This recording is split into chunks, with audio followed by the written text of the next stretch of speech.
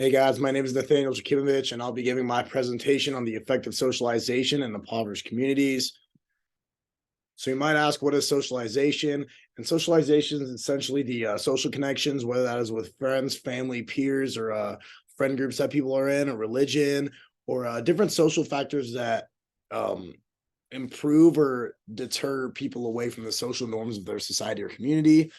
This can either be negative socialization or positive socialization. What I'll be talking about is how socialization differs between impoverished neighborhoods and more middle class or upper class neighborhoods. Moving on, why did I pick this topic? So I picked this topic because I personally grew up in a rougher neighborhood on the west side of Boise on the bench, and obviously it's nothing compared to like Atlanta, Chicago, different areas in New Orleans. Like it's not necessarily ghetto, but it was a lower income area. And what I noticed coming into college that there are many people that didn't grow up there and grew up in a higher income area or middle income area. What I've noticed is that different lessons or social norms that I picked on that they didn't really pick up on, or different positive ones that I wish I had in my life when I lived in that area. Um, so honestly, it really hit home with me, and I believe that it would be an interesting topic to study, and I could find a lot of interesting research about it. So, why is this topic significant? So, I believe this topic is significant because of the poverty line in America is so strong and or is so big and large, and I believe that it's important for us to understand how socialization and how social norms can differ between people on the poverty line, whether that's on the negative side or the positive side of that line. So, sorry, I skipped a little bit ahead. So, source types that I have academic journals. This one that I have right here is Facing the Influence of Poverty on Graduation Rates in Public High Schools. I believe academic journals are very important to understanding different sides of different data points, especially when they're done by students in colleges or universities. It can be interesting to see their perspectives as well as meta analyses that are studying different types of sources and putting it all into one. I also have empirical data, and that kind of studies different data points across longitudinal aspects. And this part is the social consequences of poverty and how um, how different societies have consequences based on if people are on the poverty line or not, whether they're lower income. And this can be based on the resources that the school has, the crime in the area, and many other things. I also did law reports, which conclude like crime data or law data in different states. This one was done by in Washington University in St. Louis, and that was called "Delinquent by Reason of Poverty." And what I find interesting about law reports is that they're very concise, but they also have a lot of information in them as well.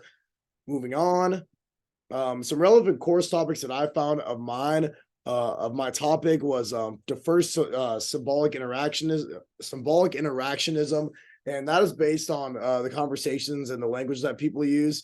And it's basically emphasized the importance of communication and social interaction and shaping people's understanding about the world and socialization in general.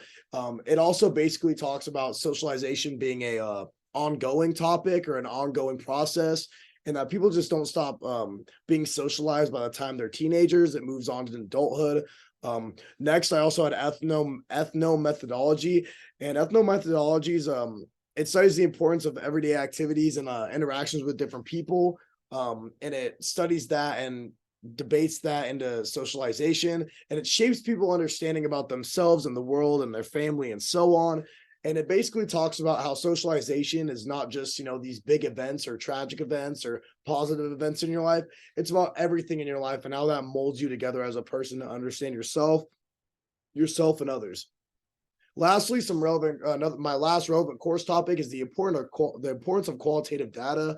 And qualitative data is very important because it's the stories, the interviews, the case studies of individuals. It's not just labeling individuals as a number; it's labeling individuals as a person themselves.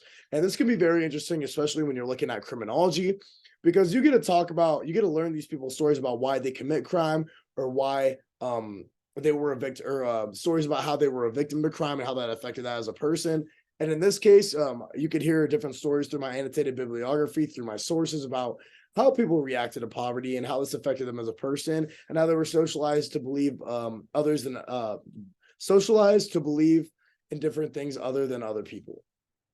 Moving on, some interesting findings that I have was the number of inmates in the United States have increased fivefold since 1980. I believe this to be very shocking, obviously. Having a fivefold increase in what is that, 3.5, 4 decades? That is shocking. And it's really dangerous when you think about it, because that is a lot of people going either in prison or coming back to prison repetitively. And obviously we can go into the issue with rehabilitation and punishment in bar prisons and so on. But I feel like it's very interesting to see like how different how many prisoners we've had enter our prison system. Moving on, poverty is a significant factor contributing to low graduation rates and high dropout rates.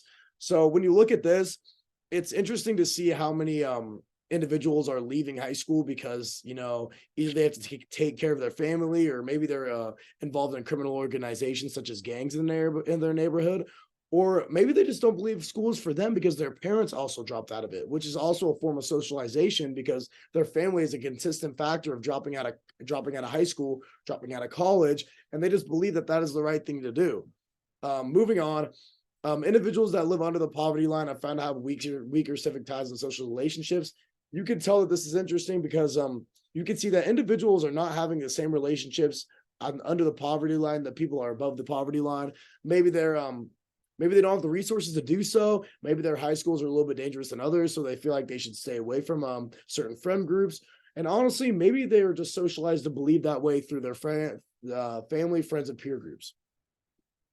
Would I use this topic again? Of course, I would use this topic again. I believe that throughout this class, not only with the course materials, but also with the sources that I got to research, I learned a lot.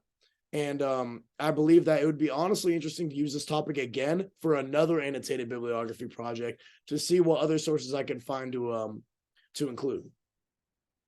I just want to thank you guys for listening. Hope you have a great rest of your night, great rest of your finals week, and go Vandals. Thank you guys.